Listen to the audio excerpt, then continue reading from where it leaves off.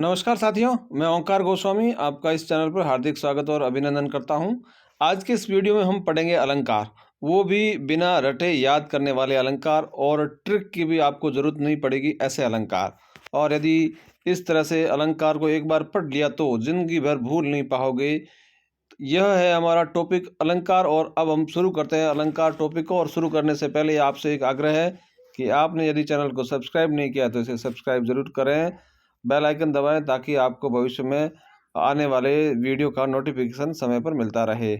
और वीडियो अंत तक देखें ताकि आपको पूरी तरह से समझ में आए। और अंत में आप अपनी प्रतिक्रिया कमेंट बॉक्स में लिखना न भूलें। आइए शुरू करते हैं आज के इस वीडियो को, जिसका शीर्षक है अलंकार। हालांकि अलंकार है वह शब्द सुनते हैं तो बहुत सारा हमें भारी सा शब्द लगता है, लेकिन ऐसा है नहीं। यदि हम समझें इस शब्द को तो अलंकार शब्द है वो दो शब्दों से मिलकर बना है। पहला शब्द है अलम और दूसरा है कार। अलम शब्द का अर्थ होता है आभूषण या गहने, और कार का मतलब होता है सुसज्जित करने वाला। इसको यदि पूर्णतः समझने का प्रयास करें तो इस प्रकार होगा कि जिस प्रकार मनुष्य अपनी सुंदरता बढ़ाने के लिए आभूषणों का प्रयोग करते हैं, उसी प्रकार काव्य को सुंदर बनाने के लिए अलंकार का प्रयोग करते हैं। तो यह बात रही अलंकार के अर्थ की, अलंकार का जो शब्द का अर्थ है वो उसकी। और अलंकार को यदि आसान भाषा में हम समझे तो यही है कि जिस प्रकार किसी नारी की सुंदरता है वो आभूषणों से होती है, उसी प्रकार यदि हम कविता लिखते हैं, काव्य लिखते हैं, तो उसकी सुंदरता बढ़ाने के लिए जिनका प्रयोग होता है वे होते हैं अलंकार। तो आइए अब अलंकार की परिभाषा को जानते हैं। परिभाषा में हम सबसे पहले, ये परिभाषा है माध्यमिक शिक्षा बोर्ड की पुस्तक में दी गई है, और एक अधिकृत परिभाषा है और आसान परिभाषा है, और वो है कि अलंक्रियते इति अलंकारः। इसका मतलब होता है कि जो अलंकृत या भूषित करे उसे अलंकार कहते हैं। यानी कोई भी वस्तु है किसी को भूषित करे, अलंकृत करे, तो वह अलंकार कहलाती है। स्त्री के रूप में गहने हैं, लेकिन काव्य के रूप में उसके जो विभिन्न भेद हैं, शब्द इत्यादि जो भी है इसमें प्रयोग किए जाते हैं, शब्द और अर्थ के आधार पर उन्हें अलंकार कहा जाता है। और एक परिभाषा आचार्य दंडी की है, और आचार्य दंडी की परिभाषा इस प्रकार है: काव्य शोभाकरान धर्मान अलंकारान प्रचक्षते। यानी कि काव्य की शोभा को बढ़ाने, शोभा प्रदान करने वाले धर्म ही अलंकार है। काव्य को शोभा प्रदान करने वाले धर्म होते हैं, उन्हें अलंकार कहा जाता है, ये मानना है दंडी का। और अब हम समेकित रूप से जानते हैं कि हम यदि आसान शब्दों में हमें लिखनी पड़े कि अलंकार की परिभाषा क्या होती है, तो वो है आपके सम्मुख इस प्रकार कि काव्य को सुशोभित करने वाले उन विधानों को अलंकार कहते हैं जिनके द्वारा काव्य में आकर्षक चमत्कार आ जाता है। कविता में जब चमत्कार आ जाता है तो उन विधानों को अलंकार कहते हैं। ये थी अलंकार की परिभाषा। और अब हम जानते हैं अलंकार के लक्षणों के बारे में। अलंकार के लक्षण यदि हम अच्छी तरह से समझ लेते हैं तो उसके पश्चात हमारी अलंकार की समझ है वो विकसित हो जाती है। पहला लक्षण है अलंकार काव्य को सुंदरता प्रदान करने वाले तत्व होते हैं, यानी कि काव्य को सुंदर बनाते हैं। दूसरा लक्षण है अलंकार काव्य को अधिक प्रभावशाली बनाते हैं। तीसरा लक्षण है अलंकार कथन को विशिष्ट बनाने में सहायक होते हैं। और चौथा लक्षण है अलंकार उक्ति वैचित्र्य का विधान करते हैं।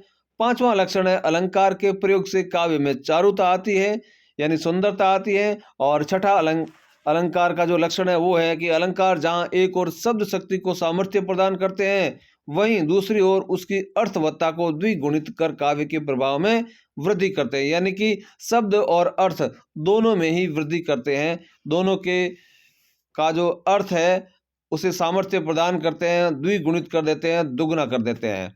तो ये थे अलंकार के लक्षण। और अब आइए हम जानते हैं अलंकार के भेदों के बारे में। हालांकि अलंकार के भेदों के बारे में जब हम पढ़ते हैं तो इसमें कुछ संशय रहता है, लेकिन प्रश्न है वो उसकी प्रकृति पर निर्भर करता है कि हम उसका उत्तर क्या लिखें। ये है अलंकार के भेद, और हमने लिखा है अलंकार के मुख्यतः दो भेद माने जाते हैं। यानी शब्द आता है मुख्यतः कितने भेद हैं, तो इसके भेद हैं दो, और वे कौन कौन से हैं? पहला है शब्दालंकार और दूसरा है अर्थालंकार। यानी कि जिस शब्द में अलंकार हो तो शब्दालंकार, और यदि अर्थ में अलंकार चमत्कार हो तो वह अर्थालंकार। नोट के रूप में हमने यहाँ लिख रखा है कि अलंकार का तीसरा भेद उभयालंकार भी प्रचलन में है। तो तीसरा भेद भी प्रचलन में है जिसका नाम है उभयालंकार, जिसमें शब्द और अर्थ दोनों में ही चमत्कार होता है, उसे माना जाता है। तो प्रश्न यदि पूछा जाए कि अलंकार के भेद कितने होते हैं तो आप 3 लिखें तब भी सही है, 2 लिखें तब भी सही है। और यदि प्रश्न पूछे कि अलंकार के मुख्यतः कितने भेद हैं तो उसका जो उत्तर होगा हमारा वो सिर्फ 2 ही होगा। तो ये थे अलंकार के भेदों के बारे में जानकारी। और अब हम विस्तार से पढ़ते हैं अलंकार को, पहले भेद को। और पहले भेद का नाम है शब्द अलंकार। और शब्द अलंकार किसे कहते हैं ये जानते हैं कि जब अलंकार का चमत्कार शब्द में निहित होता है तब वहाँ शब्द अलंकार होता है। यानी कि जब चमत्कार है वो अलंकार का शब्द में निहित हो तो शब्द अलंकार होता है। यहाँ शब्द का पर्याय रखने पर चमत्कार खत्म हो जाता है। यानी कि उसका शब्द का जिसमें चमत्कार है उसका यदि हमने पर्यायवाची रख दिया तो वह चमत्कार है वो नष्ट हो जाएगा। वही एडजेक्ट शब्द चाहिए जिसमें चमत्कार है।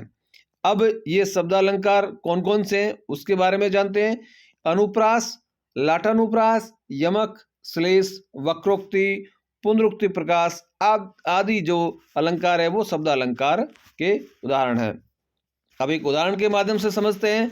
उदाहरण यहाँ पर दे रखा है कि कनक कनक ते 100 गुनी मादकता अधिकाय, या खाए बोराए जग वा पाए बोराए।